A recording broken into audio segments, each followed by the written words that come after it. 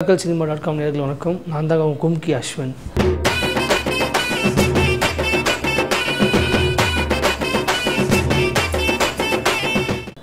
கும்கி படத்தில் தம்பி ராமையாசர் கூட உண்டியல்னு கேரக்டர் நான் பண்ணியிருப்பேன். என் கேரியர் பார்த்தீங்கன்னா ஆக்சுவலாக அப்பா வந்து தெரிஞ்சு நினைக்கிறேன் எல்லாருக்கும். அப்பாவும் முரளி சாரும் பாடினார் லக்ஷ்மி மூமேக்கர்ஸ்ன்னு சொல்லி அவங்க அப்பா ப்ரொடியூசர் அப்பா.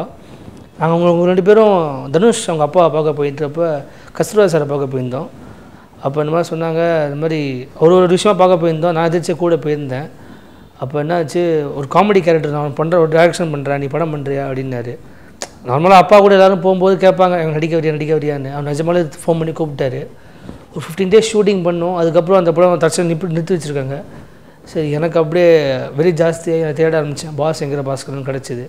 ஸோ அதுக்கு என்னோடய மனமான நன்றி கஸ்தூரிராஜ் சாருக்கும் ராஜேஷ் சாருக்கும் கண்டிப்பாக சொல்லி ஆகணும். ஏன்னா ஃபஸ்ட்டு படத்துலேயே எனக்கு இவ்வளோ பெரிய ஒரு ரீச் கொண்டு வந்து காரணம் அவர் மட்டும்தான் முடியும். ஏன்னா அந்த கத்தி காட்டுற சீன் இன்றைக்கி எல்லாருக்கும் பாஸில் பார்த்தீங்கன்னா தெரியும். அவ்வளோ ஒரு டேர்னிங் பாயிண்டான சீன் படத்துக்கு.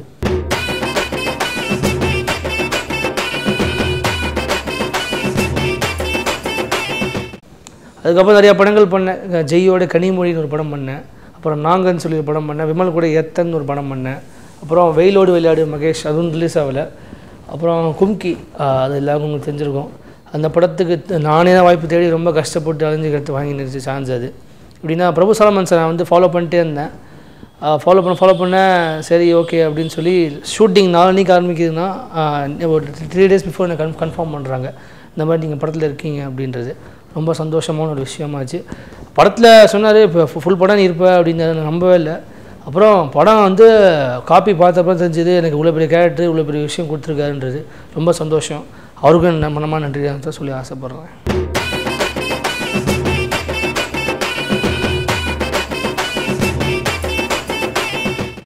ராஜேஷ் சார் டைரக்ஷன் பற்றி சொல்லணும்னு வச்சுக்கோங்களேன். அவர் ரொம்ப ஜாலியாக இருப்பார். படத்தில் நீங்கள் எப்படி ஒரு காமெடி பார்க்குறீங்களோ அதே மாதிரி தான் ஒரு நிஜமான லைஃபே இருக்கும். ரொம்ப அசால்ட்டாக ட்ரீட் பண்ணி அப்படியே அழகாக கூப்பிட்டு போயிடுவார். சந்தானம் சார் சொல்லவே தேவை, உங்களுக்கு எல்லாருக்கும் தெரியும். அவர் ஒரு ஜாலியான ஒரு கேரக்டரு. ரொம்ப எப்படின்னா செட்டில் வந்து எல்லாரையும் கலாய்ச்சிட்ருப்பார். யார் என்னெல்லாம் பார்க்க மாட்டேன், எல்லாரையும் கலாய்ச்சிட்ருப்பார். ஆர்யா சார் அஃப்கோர்ஸ் ரொம்ப ஜாலி. ரொம்ப நிறைய விஷயம் சொல்லி தருவார், இப்படி பண்ணு அப்படி பண்ணு. ஏன்னா ஃபஸ்ட்டு படம் எனக்கு ஒரு ஆக்டிங் கோர்ஸ் நான் எதுவுமே போகல, எதாச்சும் அப்படியே வந்து நடிக்க ஆரம்பித்தேன். ஸோ இப்படி பண்ணு நிறையா எனக்கு வந்து நிறைய டிப்ஸ்லாம் கொடுப்பார். பிரபு சாலமன் சார் பற்றி சொல்லணும்னு வச்சுக்கோங்களேன். ரொம்ப யதார்த்தமாக நடிப்பு தான் வேணும்னு சொல்லுவார். நடிக்கக்கூடாதும்பார். யதார்த்தமாக நீ லைஃப்பில் நீ எப்படி இருக்கியோ அதே தான் எனக்கு வேணும் அப்படின்னு. தம்பி ராமையா சார் சான்ஸே கிடையாது. அவரில் எனக்கு பெரிய டீச்சர். உண்மையாக சொல்ல போனால் நிறைய விஷயம் சொல்லி கொடுத்தாரு. இது முன்னாள் டென்ஷனே ஆகாத அப்படிலாம் சொல்லி நிறையா எனக்கு கூப்பிட்டு போய் படம் ஃபுல்லாக ட்ராவல் பண்ண வச்சு அவரும் ஒரு காரணம். விக்ரம் பிரபு சார் அவர் ஆஃப்கோர்ஸ் ரொம்ப என்னோட பிரதர், டியரஸ்ட் பிரதர், என் டியூட் எல்லாமே. ரொம்ப சந்தோஷமாக நாங்களாம் என்ஜாய் பண்ணி தான் போவோம். நாங்கள் 4 பேரும் டீம்லேயே இருப்போம், யானையோட சேர்த்து ஜாலியாக அப்படியே போயிட்டே இருப்போம். எங்கேயாவது எங்களுக்கு ஷூட்டிங் இல்லைன்னு சொல்லிட்டாங்கன்னா நாங்கள் அப்படியே சுற்ற போயிடுவோம். ஸோ அந்த மாதிரி நாங்கள் நிறையா என்ஜாய் பண்ணியிருக்கோம்.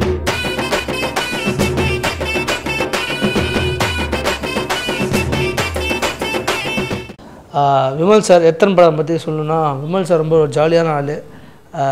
படத்தில் எப்படி அவரை பார்க்குறீங்களோ அதே மாதிரி நேர்லேயே அப்படியே இருப்பார்.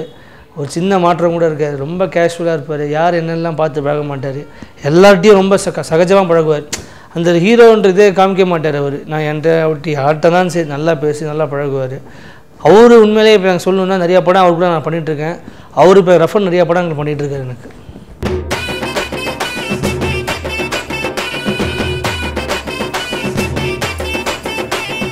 கனிமொழி, அம்மா கிருஷ்ணன், சிவா சார் நன்றி சொல்லணும். அவர் தான் ஃபஸ்ட்டு அந்த பாஸ்ங்கிற பாஸ்க்கு ரிலீஸ் ஆகலை, நல்லா பண்ணியிருப்பேன். சீனு சார் சொன்னார், அந்த படத்தோட ப்ரொடியூசர் சொன்னார். ஸோ நம்பி நான் போடுறேன் அப்படின்னு சொல்லி அவர் தான் ஃபஸ்ட்டு கூப்பிட்டு போட்டார். அவருக்கு நன்றி முதல்ல. அப்புறம் ஸ்ரீபதி சார் பற்றி சொல்லி அவர் படத்தோட டேரக்டர் ரொம்ப கேஷுவலான ஆள். அவரும் ரொம்ப ஜாலியாக இருப்பார்.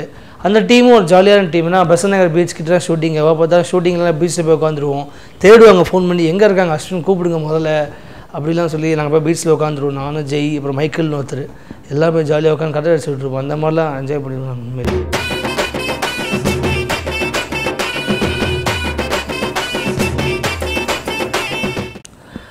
என்னமோ நடக்குது பார்த்தீங்கன்னா, விஜய் வசந்த் பண்ணுறார் ஹீரோவாக. டேரக்டர் ராஜபாந்தி சார், அவர் தான் நன்றி சொல்லணும். ஏன்னா என்ன வேறு பரிமாணத்துக்கு உண்மையிலே கூப்பிட்டு போகிற ஒரு படமாக கண்டிப்பாக அமையும் நான் நினைக்கிறேன். அது ஏன்னா பார்த்தீங்கன்னா இவ்வளோ படத்தில் காமெடி டைலாக் எல்லாம் பேசிட்டேன். அந்த படத்தில் புதுசாக ஆக்ஷன் பண்ணியிருக்கேன். ஸோ என்னாலேயும் ஆக்ஷன் பண்ண முடியும்னு சொல்லி கண்டிப்பாக காமிச்சிருக்காரு. ஸோ பறந்துக்கிட்டு தான் அடிக்கலை, ஒரு ஜஸ்ட் ஒரு ஒரு ஸ்ட்ரகிள் தான், வேறு அந்த மாதிரிலாம் இல்லை. பட் நல்லாயிருக்கும்னு நினைக்கிறேன், நானும் நினைக்கிறேன். அந்த படத்தில் கோ ஆர்டிஸ்ட் நிறையா பேர் இருக்காங்க. பிரபு sir, Rahman sir, Thambi Ramaiah sir, Sukanya madam, Azhagam Perumal sir, யாரும் விட்டுருந்தவங்க மன்னிச்சிருங்க, அவ்வளோ பேர் இருக்கும். பார்த்தீங்கன்னா டெய்லி வந்து ஷூட்டிங் ஸ்பாட் வந்து ஒரு ட்ரிப்பு மாதிரி எங்களுக்கு இருக்கும். ஏன்னா ஒவ்வொரு நாள் ஒவ்வொருத்தரை பார்ப்போம். ஏன்னா நான் டெய்லி எனக்கு விஜய் வசந்த் ஷூட்டிங் இருக்கும். ஏன்னா ஒவ்வொரு நாள் ஒரு ஆர்டிஸ்ட் அப்போ காம்பினேஷன் ரொம்ப புதுசாக இருந்துச்சு. பிரபு சாரோட நடிப்பெல்லாம் நினச்சி கூட நான் பார்க்கல. ரகுமான் சார் எல்லாம் பெரிய ஆர்டிஸ்ட். தம்பி ராமே சார் அஃப்கோர்ஸ் நான் பண்ணியிருக்கேன். சுகன்யா மேம் எல்லா கூடயும் பண்ண பேர் எனக்கு ரொம்ப சந்தோஷமாக இருந்துச்சு. ஏன்னா இந்த ஒரு படத்தில் நான் வந்து இவ்வளோ ஆர்டிஸ்ட் பார்த்தது எனக்கு ரொம்ப சந்தோஷமாக இருந்துச்சு. முதல்ல பார்த்தீங்கன்னா பிரேம்ஜி பண்ணுறார் மியூசிக் இந்த படத்துக்கு. அவர் காமெடி தான் பண்ணுவார்னு நினச்சோம் எல்லாருமே. அவர் இப்போ ஒரு படம் ஹீரோ பண்ணிகிட்ருக்காரு, அது ஓகே. ஆனால் இவ்வளோ நாள் வந்து மியூசிக்குன்றது பயங்கரம் அந்த படத்துக்கு போட்டிருக்காரு. நீங்கள் கேட்டால் உங்களுக்கு தெரியும்.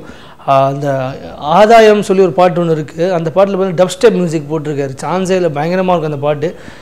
எனக்கு மட்டும் இல்லை, கேட்குறவங்க உங்களுக்கும் கண்டிப்பாக பிடிக்கும் நான் நம்புகிறேன். எக்ஸ்ட்ரானரியாக போட்டிருக்காரு. பேக்ரவுண்ட் ஸ்கோர் பிச்சுக்கிறாருன்னு கேள்விப்பட்டேன். இன்னும் படம் பார்க்கல.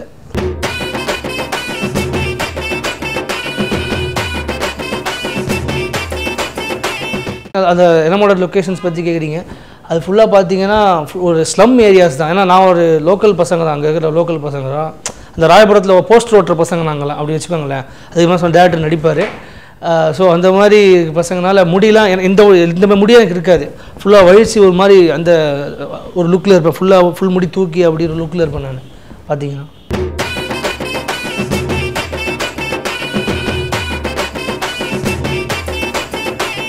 சார் ஆல்ரெடி செகண்ட் ஹீரோ படம் பண்ணிகிட்ருக்கேன் சார். நண்டு உருது நரி உருதுன்னு சொல்லி படம் பண்ணிகிட்ருக்கேன்.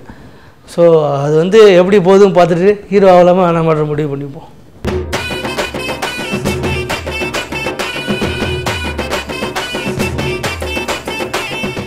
நெக்ஸ்ட்டு நாங்கள் பிளான் பண்ணிட்டு இருக்கோம். கூடிய சீக்கிரத்தில் அனௌன்ஸ்மெண்ட் கண்டிப்பாக ஒரு விமல் சார் வச்சு பண்ணுறோம். நிறைய பேர் வச்சு பண்ணுறோம். அதை நான் வந்து ஓப்பனாக சொல்ல ஃபஸ்ட்டு விமல் சார் வச்சு நாங்கள் ஆரம்பிக்கிறோம். ஒரு 2-3 மந்த்ஸில் ஸ்டார்ட் பண்ணுறோம். சார் எனக்கு உண்மையிலே விமல் சார் ரொம்ப பிடிக்கும் சார். நெருங்கிய நண்பர். எனக்கு உண்மையிலே எல்லா விஷயம் நல்லது கேட்டது எல்லாமே சொல்லி தருவேன். டெய்லி அவர்கிட்ட பேசுவேன்.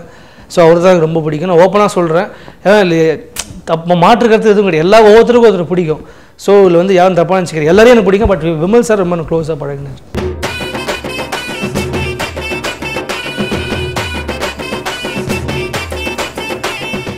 அதான் கும்கி நேஷ்னல் அவார்டு ஒன்று கிடச்சது ரொம்ப சந்தோஷமாக இருந்துச்சு எனக்கு. அதில் மெயினாக காமெடியை வச்சு பெருசாக பண்ணதுனால நல்லா இருந்துச்சு. கேமரா வந்து பார்த்துருப்பீங்க, சுகுமார் சார் பற்றி சொல்லி ஆகணும். இல்லை பயங்கரமாக பண்ணியிருப்பார்.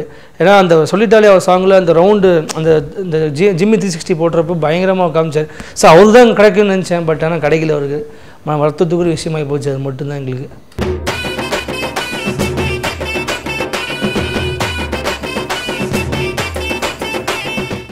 ஆர்யா சார் பற்றி சொல்லுங்கள். அவர் நல்ல ஃபுட்பால் பிளேயர். அது உங்களுக்கு தெரியும். ஷூட்டிங் ஸ்பாட்லேயும் இப்படி ஜாலியாக தான் இருப்பார். எப்பவுமே நிறைய சொல்லி தருவார். ஆக்சுவலாக எனக்குலாம் ஏகப்பட்ட டிப்ஸ்லாம் கொடுப்பார். இப்படி பண்ணு, மூஞ்சி ரியாக்ஷன் கொஞ்சம் அப்படி மாற்றி இந்த சீனில் அப்படிலாம் சொல்லி தருவார். அந்த மாதிரி ஒரு நல்ல மனுஷர். அதாவது ஹீரோன்ற மாதிரியே யாருமே என்கிட்ட பழகினதில்லை. எல்லாம் ரொம்ப கேஷுவலாக ஜாலியாக தான் போவாங்க. எல்லா ஹீரோவுமே நான் பண்ண படத்துங்களில் எல்லாம் ரொம்ப கேஷுவலாக தான் பண்ணுவாங்க.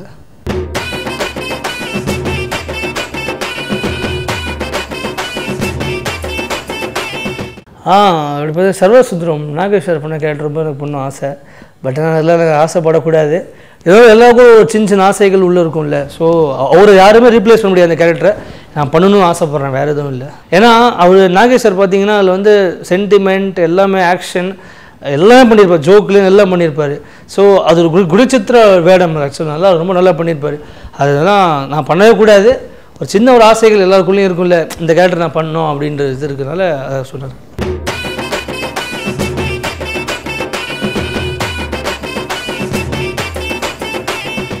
சார் பாஸும் கும்கின்னு தான் சார் நான் எப்பவுமே சொல்லுவேன்.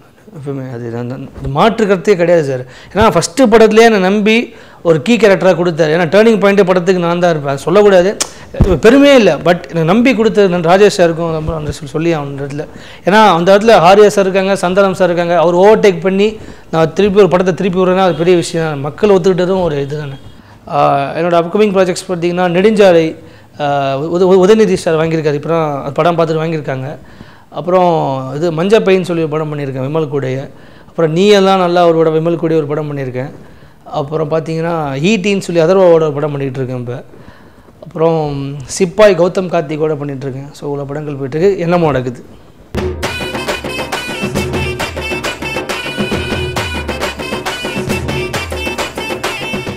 நெடுஞ்சாலை படத்தை பற்றி சொல்லி அவங்க இந்த நேரத்தில் சலீம் குமார் சார் பார்த்துருப்பீங்க, மலையாள ஆக்டர் பெரிய. இங்கே எப்படி வடிவேல் சார் இருக்காரோ இன்னொரு அங்கே வடிவேல் சாராகவே தான் இருக்கார். ஸோ பயங்கரமான ஒரு காமெடி. அவருக்கு தமிழே தெரியாது, ஆனால் தமிழ் தெரிஞ்ச மாதிரி பயங்கரமாக பேசிட்டு ஜாலியாக காமெடி, ஷூட்டிங் ஸ்பாட்லேயும் பயங்கர காமெடி பண்ணுவார். படத்தில் நானும் அவரும் பிச்சு உதறி இருக்கும். செகண்ட் ஹாஃபில் பார்த்தீங்கன்னா சிரித்து உழுவீங்கன்னு நான் நம்புகிறேன். கண்டிப்பாக அவ்வளோ புது காமெடிகள் எல்லாமே பயங்கரமாக வந்திருக்க படம். அந்த படமே ஒரு செம்ம இதாக எடுத்துருக்காரு கிருஷ்ணா சார். இந்த படம் பெரிய பிரேக் ஆகும் நான் நம்புகிறேன். ஏன்னா ஃபஸ்ட்டு படமே ஒரு சூப்பர் படம் தான் கொடுத்தாரு, ஜெல்னு ஒரு காதல்னு. அது சரியா, அதுக்கப்புறம் இப்போ இந்த படம் ஒரு பெரிய பிரேக் ஆகும் கண்டிப்பாக இருக்கும் அப்படின்னு நான் நம்புகிறேன். அப்புறம் பார்த்திங்கன்னா அந்த படத்தில் ஹாரி, கிஷோர், பங்கு எல்லாம் பண்ணியிருக்காங்க. கிஷோர் பற்றியே சொல்லி ஆகணும், அவ்வளோ நல்ல மனிதர். கிஷோர் யாரும் உங்களுக்கு தெரியும் நினைக்கிறேன், தெய்வ திருமகளில் லாயராக ஒருத்தர் வருவார், அவர் தான் கிஷோர். அவர் பயங்கரமாக, நானும் அவரும் தான் ரூம்மேட், பயங்கரமாக என்ஜாய் பண்ணி பயங்கரமாக கூத்து வச்சுக்கோங்க. அந்த நெடுஞ்சாலை ஷூட்டிங் ஒரு 30 days கிட்ட சேலமில் இருந்தோம். பயங்கரமாக என்ஜாய் பண்ணி பண்ண ஒரு படம் அதுவும் கூட. அந்த படத்தோட மியூசிக் டைரக்டர் வந்து சத்யா சார் பண்ணியிருக்காரு, எங்கேயும் எப்போதும் பண்ணாட்டில் அவர் தான் பண்ணியிருக்காரு. அதில் வந்து நண்டுருது அறிவுறுதும் சாங் இருக்குது. அந்த பாட்டில் நானும் டான்ஸ் ஆடிருக்கேன், தெரிஞ்ச ஸ்டெப்லாம் போட்டிருக்கேன். ஆல்மோஸ்ட் என்ன டான்ஸ் ஆடுறதுல போகிற கஷ்டப்பட்டார். ஸோ அந்த பாட்டு தான் ரொம்ப பிடிச்ச பாட்டுன்னு சொல்லுவேன் கண்டிப்பாக.